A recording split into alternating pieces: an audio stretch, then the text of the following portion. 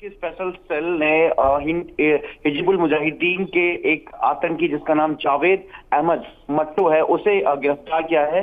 और जम्मू कश्मीर के कई आतंकी मामले से जुड़े मामलों में जो जावेद मट्टू का इंतजार था, और थोड़ी देर में प्रेस कॉन्फ्रेंस शुरू होने वाली है, क्योंकि स्पेशल सीपी जो स्पेशल सेल है एस झालीवाल वो पहुंच चुके हैं और एनआईए को इसकी तलाश थी और तकरीबन इससे 5 लाख रुपए का इनाम रखा गया था। और ये जो तस्वीर, ये जो फोटो आप देख रहे हैं, ये जावेद मट्टू का है जिसको स्पेशल सेल ने अरेस्ट किया है। जी जी जावेद, और शायद इस पे दिल्ली पुलिस की प्रेस वार्ता भी कुछ ही समय में आएगी और उसकी तस्वीर भी शायद सामने आई है ये आतंकवादी की। जी, ये तस्वीर पहले की है जब ये छुपा हुआ था, और अब थोड़ी देर में प्रेस कॉन्फ्रेंस शुरू हो रहा है जिसमें special CP special cell SDS Dhaliwal शुरू कर रहे हैं। जो बाकी डिटेल अब मीडिया के सामने आएगा। जी, back to studio.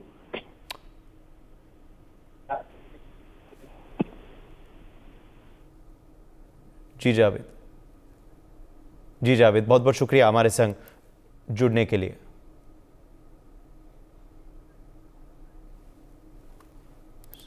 So these are, of course, the big developments coming in. In fact, Delhi Police press conference now beginning on this big arrest. जो कि A++ कैटेगरी का डेजिग्नेटेड टेररिस्ट है, सोपोर का रहने वाला है और जिस पे 10 लाख प्लस इनाम है, उसको आज फोरनून में अरेस्ट किया गया।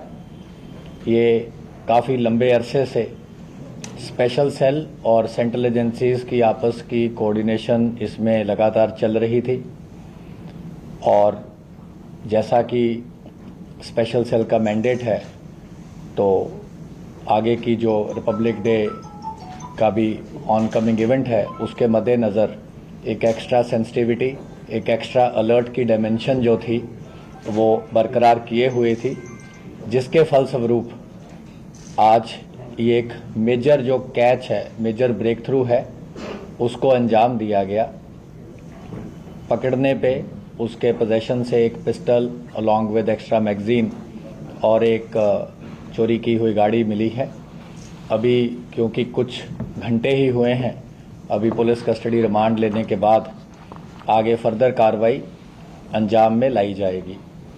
जावेद मट्टू जो है, इसकी एक लंबी चौड़ी फहरिस्त है जो कि इसने वारदातों को अंजाम दिया है। 5 ग्रेनेड अटैक्स J&K में ये शामिल रहा है। 5 पुलिस वालों को अलग अलग घटनाओं में मारने में ये शामिल रहा है, और डजन्स ऑफ जो पुलिस पर्सनल हैं उनको इंजरीज आई हैं इन तमाम इंसिडेंट्स में। इसके जो साथी हैं और इसकी जो अपनी प्रोफाइल है वो इस तरह से है। ये 7 हिजबुल मुजाहिदीन के ड्रेडेड जो टेररिस्ट थे, ये उनका एक पूरा मॉड्यूल था जिसका ये मेजर सरगना था। और अभी तक की जो इनपुट्स हैं, he is one of the last surviving A++ designated terrorist जो कि J&K को बिलोंग करते थे, और काफ़ी सालों से ये अपनी आइडेंटिटी कंसील करके एक कैमोफ्लेज लाइफ जीने में कामयाब रहा, जिसके दौरान इसने अपने साथियों से संपर्क बनाए रखा और एक तरीके से इतना ज़्यादा इसकी तलाश होने के बावजूद इसके जो इंसिडेंट्स हैं 2010-11 से शुरू हो गए थे, जो कि बड़े सीरियस इंसिडेंट्स थे, जो कि हम आपको सीक्वेंशली नरेट करेंगे। तो उसके बावजूद इसने लॉ एंड ऑर्डर एजेंसीज को एवेड करने में अभी तक कामयाबी हासिल करी थी। इसके जो शाम का 6 जो इसके साथी थे बाकी, एक था अब्दुल माजिद जरगर, ये सोपोर का रहने वाला था, और अभी जो इसकी इनपुट्स हैं ये अभी क्रॉस बॉर्डर कंट्री में पाकिस्तान में है, और तमाम इसकी गतिविधियों में शमूलियत रही है, और क्रॉस बॉर्डर वेपन स्मगलिंग में भी इसका मेजर एक्टिविटी रही है। दूसरा साथी अब्दुल कयूम नज़र, ये ऑपरेशनल इंचार्ज था इस पूरे टेररिस्ट मॉड्यूल का, ये पुलिस और वहाँ की पैरामिलिट्री फोर्सेस के साथ एक्सचेंज ऑफ फायर में मारा गया था। तारिक अहमद लोन, ये भी पाक ट्रेन टेररिस्ट था, हल्द्वारा का रहने वाला था, और जब इसको सिक्योरिटी फोर्सेस ने इसको घेर लिया था तो इसने एक पुल से जंप किया जिसमें इसकी मौत हो गई थी। इनका अगला साथी था इम्तियाज़ कुंडू, ये सोपोर J&K का रहने वाला था और ये 15-16 में बॉर्डर क्रॉस करके पाकिस्तान चला गया था और अभी भी ये शाहीन के साथ मिलके वारदातों में इसकी जो शमूलियत है वो सामने आई है। एक इनका साथी था महराज हलवाई, ये भी पाकिस्तान ट्रेन टेररिस्ट था, सोपोर का रहने वाला था और ये भी सिक्योरिटी फोर्सेस के साथ एक्सचेंज ऑफ फायर में मारा गया था। इनका अगला साथी था वासिम गुरु, ये सोपोर का रहने वाला था, ये भी सिक्योरिटी फोर्सेस के साथ एक्सचेंज ऑफ फायर में मारा गया। जो इन्होंने तमाम वारदातों को अभी तक अंजाम दिया है, इनमें 2010 में हेड कांस्टेबल मोहम्मद यूसुफ, जो कि CID ब्रांच सोपोर का था, इसको पुलिस स्टेशन सोपोर के बाहर ही 2010 में मारा गया। उसके बाद SP सोपोर के घर पे अंडर बैरल ग्रेनेड लॉन्चर्स के साथ अटैक इन्होंने किया। इनके ये 4 लोग थे, AK-47 थी इनके पास, इसमें काफ़ी रेजिडेंट्स के प्रेमिसेस को डैमेज हुआ था।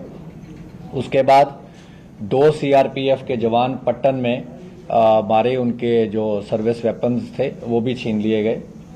इसके बाद पेट्रोलिंग पार्टी पुलिस पे सोपोर में ही 2011 में एक और हमला किया गया जिसमें पुलिस वालों की काफ़ी सीरियस इंजरीज हुई। इसके बाद इन्होंने एक पुलिस कांस्टेबल मोहम्मद शफी लोन को सोपोर में मारा और इसके और इसके साथियों ने एक ID ब्लास्ट किया पुलिस स्टेशन सोपोर के बाहरी, जिसमें मोरिफत हुसैन, जो कि पुलिस स्टेशन सोपोर का ही था, उसकी मौत हुई।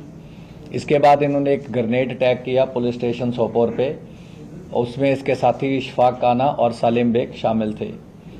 2012 में इसको बुलेट इंजरी हुई और जब इन्होंने पुलिस स्टेशन सोपोर पे ही अटैक किया, और बुलेट इंजरी होने के बाद से इसके चलने में काफ़ी लिम्प है और वो इंजरी अभी इसकी पूरी रिकवर नहीं हुई अभी तक। इसके बाद इन्होंने CRPF की जो एक प्लाटून स्टेशन थी SBI कॉम्प्लेक्स में, उस पे इन्होंने ग्रेनेड्स फेंके जिसमें कि CRPF के जवानों की इंजरीज हुई।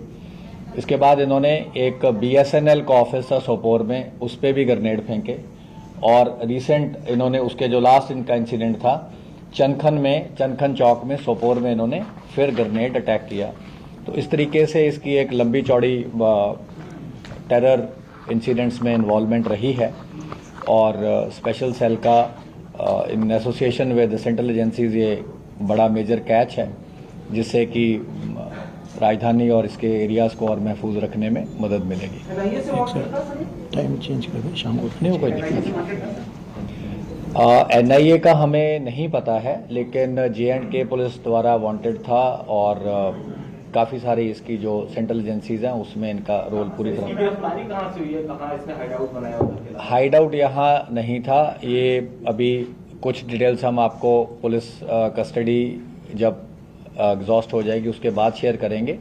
अभी इसकी नेबरिंग स्टेट से नहीं, दिल्ली एरिया से ही पकड़ा है, NCR में ही पकड़ा है और ये जो कुछ डिटेल्स हैं अभी, क्योंकि कुछ आवर्स ही हुए हैं पकड़े हुए, ये हम आपको लेटर डेट पे शेयर। नहीं, 26 जनवरी को लेके कुछ नहीं था, लेकिन 26 जनवरी के मद्देनज़र जैसे आपको पता है कि स्पेशल सेल बहुत ही प्रिवेंटिव चीज़ों पे हमारा फोकस रहता है और एक heightened sense of security alertness रहती है, तो उसी के चलते ये एक बड़ा ही सक्सेसफुल ऑपरेशन था जिसको अंजाम दिया जाता। सर, आपने जैसे बताया 2010 से ही स्टार्टेड कमिटिंग क्राइम, तो since then he was never caught. Never. Is the first time? हाँ जी, एज पार एज जो अभी तक की है, लेकिन क्योंकि कुछ चीज़ें जो इसकी पुलिस कस्टडी होगी और we will also be closely interrogating along with the help of J&K police, Sopore police, जहाँ पे इसने मेजर इंसिडेंट्स किए हैं, तो उसके बाद हम इसको और ज़्यादा आपको लेबोरेटरी शेयर कर पाएंगे। सर, ये रईस का भाई है जिसने हाल में ही तिरंगा फहराया था POK में, ये उसी का भाई है? अभी वो जो फैमिली डिटेल्स, इसका कौन कज़न किसने क्या किया क्या नहीं, हम इस टाइम पे आपसे वो शेयर नहीं कर सकते। Keep changing his locations from India to Pakistan. He keep traveling to Pakistan.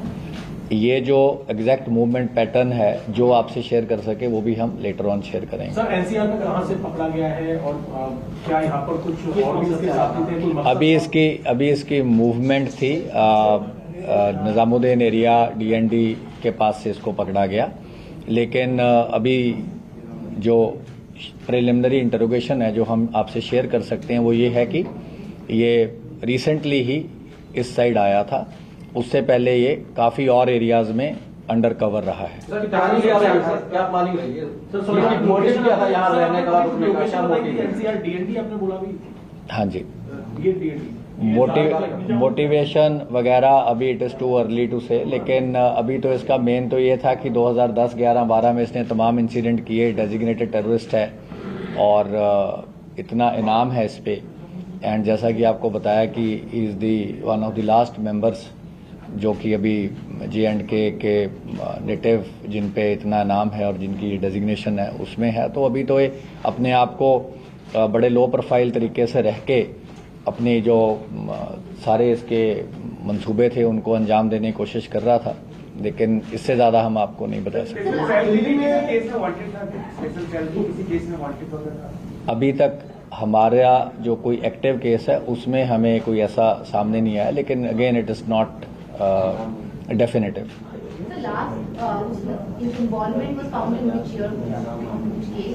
अभी तक जो ऑन रिकॉर्ड अभी जो कुछ आवर्स की वो हम कर पाए हैं वो है 2010, 11, 12।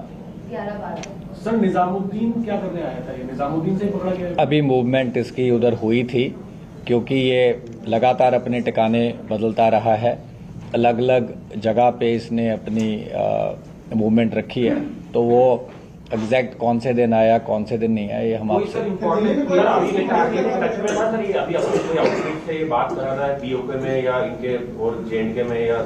हिजबुल मुजाहिदीन में इसकी तमाम एसोसिएशंस रही हैं और अल बदर का भी इनका रहा है, तो अभी किससे कर रहा था क्या नहीं कर रहा था ये अभी हम आपसे शेयर। सर अभी काफी वीआईपी मूवमेंट्स हो रहे हैं अयोध्या को लेके, ऐसा कोई एंगल नहीं है। ठीक है।